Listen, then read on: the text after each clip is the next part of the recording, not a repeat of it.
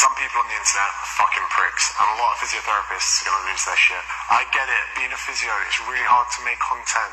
Your reels don't go viral, no one's following you on TikTok. You're like, fuck, how can I make some content?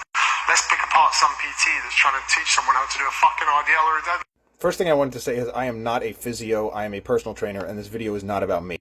But this video is about technique perfectionism, which I think is a pretty big problem. Because while this guy might have good intentions, I think his message in this video is very misguided at best. And I've seen some of his other videos. I generally thought he put out okay stuff that wasn't like just outrageously wrong.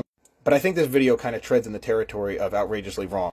Or at least stuck in the mud of his pre-existing notions and dogma. But let's continue to give you a little more context. You don't understand.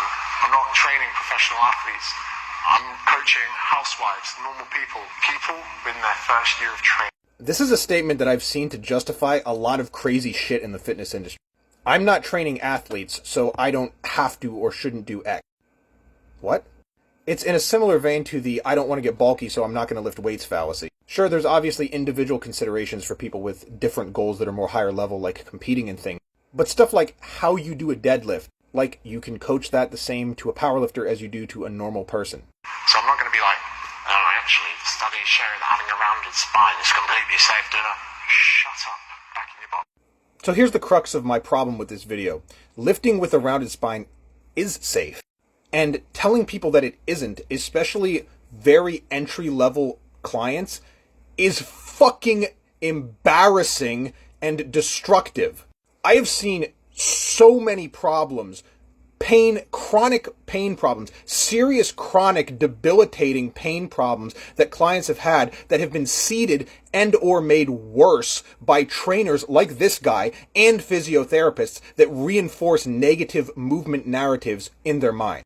Things that prevent them from training because they think if they move slightly wrongly, they're going to injure themselves. So I'm going to make sure my client has a basic understanding of efficient technique.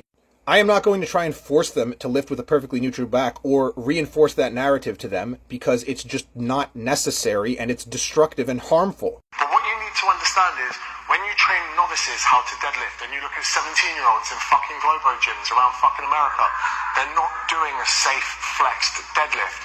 What they're doing is a fishing rod deadlift where it looks more like a Jefferson curl and the lumbar region goes and they're pulling themselves up.